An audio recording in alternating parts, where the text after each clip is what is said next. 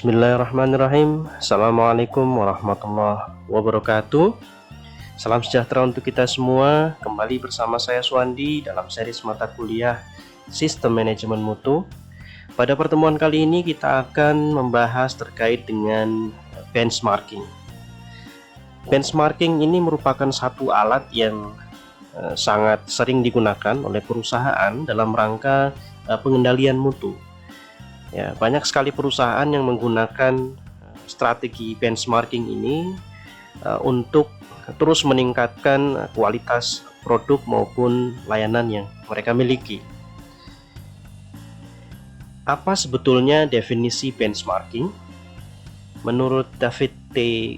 Kearns, CEO dari Xerox, benchmarking adalah suatu proses pengukuran terus-menerus atas produk dan jasa pelayanan terhadap pesaing yang terkuat atau badan usaha lain yang dikenal sebagai yang terbaik. Sedangkan menurut Fandi Ciptono dan Anastasia Diana, sebuah perusahaan akan mematok perusahaan lain yang mereka anggap sebagai pesaing terberat untuk membandingkan posisi perusahaan mereka sudah setinggi apa. Benchmarking ini digunakan untuk melihat posisi perusahaan sudah sejauh mana dibandingkan dengan perusahaan lain yang dianggap sebagai yang terbaik di kelasnya. Sering kita mendengar istilah studi banding gitu ya, baik itu di perusahaan maupun di institusi pendidikan, misalnya di perguruan tinggi ya, mereka melakukan studi banding terhadap perusahaan atau perguruan tinggi yang dianggap lebih baik daripada mereka. Nah, kegiatan studi banding ini merupakan bagian dari proses benchmarking gitu ya. Dari kegiatan ini diperoleh informasi yang diperlukan bagi perusahaan maupun perguruan tinggi untuk memperbaiki proses di dalam organisasi mereka. Benchmarking tidak hanya ditujukan kepada pesaing yang paling unggul atau kompetitor, tetapi dapat pula dilakukan pada perusahaan terbaik di kelasnya. Artinya benchmarking ini tidak hanya dilakukan dengan mendatangi atau studi banding terhadap pesaing, tetapi juga perusahaan yang memang dianggap sebagai yang terbaik gitu ya. Konsep benchmarking dilandasi oleh kerjasama secara terbuka antara dua perusahaan atau lebih untuk saling menukar informasi dan pengalaman yang sama-sama dibutuhkan. Jika informasi itu dianggap rahasia, maka perusahaan bebas untuk tidak memberikan informasi yang dianggap rahasia tersebut. Dari pertukaran informasi, kedua perusahaan sama-sama memperoleh keuntungan dan tidak ada yang dirugikan. Artinya konsep benchmarking ini adalah ya sama-sama diuntungkan gitu ya, karena ada proses pertukaran informasi. Jadi perusahaan yang dijadikan benchmark itu juga mendapat keuntungan dari perusahaan yang melakukan benchmarking gitu ya. Ada proses saling menukar informasi dan pengalaman.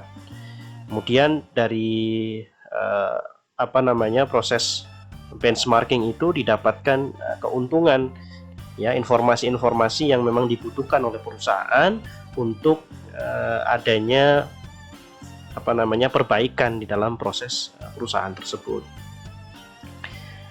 Kemudian alasan pentingnya benchmarking ini didasari oleh fakta bahwa tingginya persaingan produk saat ini.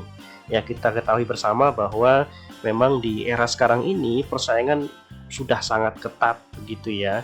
Di produk-produk tertentu bahkan persaingannya sudah tidak bisa dibayangkan lagi gitu ya. Setiap bulan, bahkan setiap harinya harus ada inovasi-inovasi baru yang dikeluarkan. Sehingga penting untuk melakukan benchmarking ini dalam rangka untuk bisa melihat posisi perusahaan dibandingkan perusahaan lain yang memang dianggap lebih baik begitu ya. Sehingga ada proses perbaikan di dalam organisasi atau perusahaan tersebut.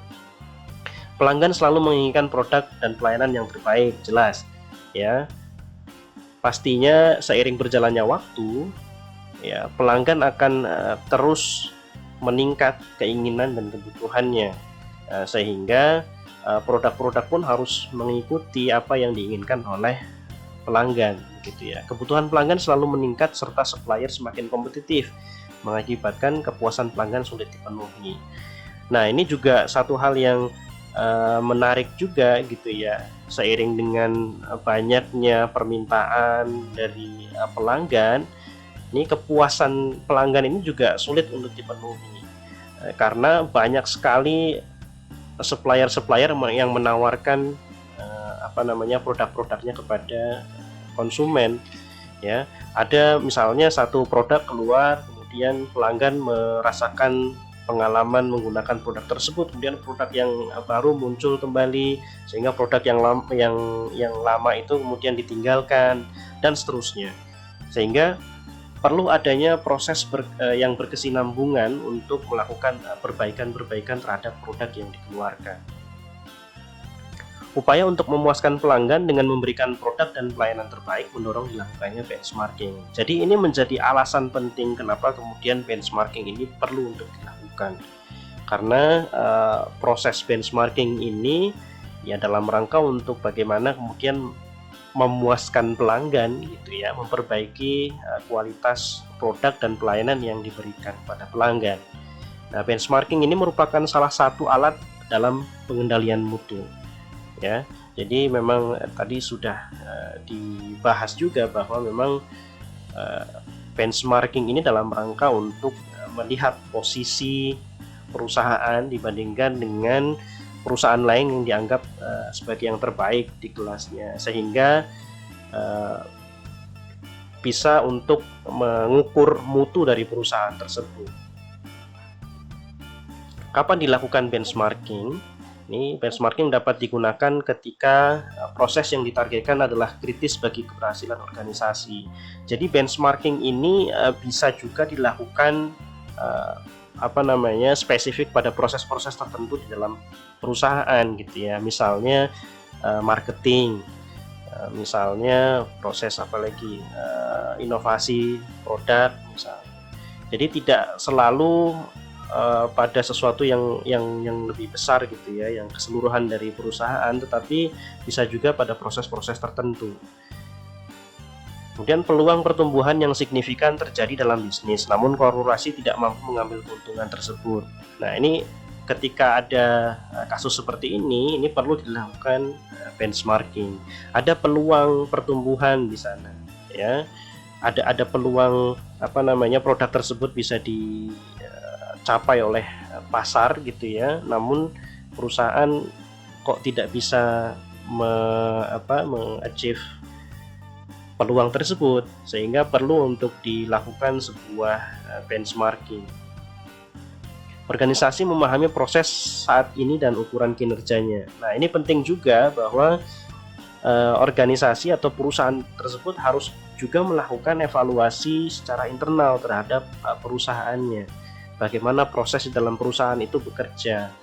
Ya, sebelum melakukan benchmarking tentu harus dilihat dulu kinerja dari perusahaan tersebut, sehingga harus dipahami bagaimana prosesnya, kemudian kinerjanya seperti apa, sehingga tahu apa yang nanti akan diperbaiki dari proses benchmarking tersebut. Dan yang terakhir adalah memiliki komitmen untuk perubahan. Nah, ini paling penting karena hasil dari benchmarking ini tentu saja akan ditindaklanjuti dengan perubahan.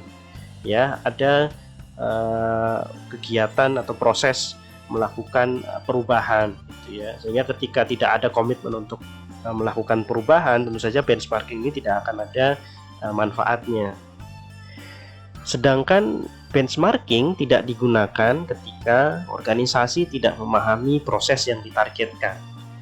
Ya, kemudian manajemen tidak mengetahui bagaimana kinerja organisasi dibandingkan dengan pesaingnya, sehingga tadi sudah sempat disampaikan bahwa perlu adanya evaluasi secara internal ya, bagaimana proses dan kinerja di dalam organisasi, sehingga diperoleh informasi kekurangan apa sih sebetulnya yang perlu untuk diperbaiki. Dan yang ketiga, manajemen tidak memahami apa yang dibutuhkan pelanggan dari proses ini, dan manajemen belum melakukan pemetaan proses dan tidak memiliki ukuran kinerja. Ya, pada intinya adalah evaluasi ini menjadi satu hal yang sangat penting sebelum melakukan benchmarking. Pemetaan proses, kemudian pemetaan kinerja, Ini penting untuk dilakukan dalam rangka untuk mengetahui kekurangan apa dari perusahaan yang perlu untuk diperbaiki. Selanjutnya adalah proses benchmarking. Proses benchmarking ini cukup sederhana, ya. Jadi seorang manajer senior menentukan bagian apa dari bisnisnya yang perlu menjalani perombakan strategi.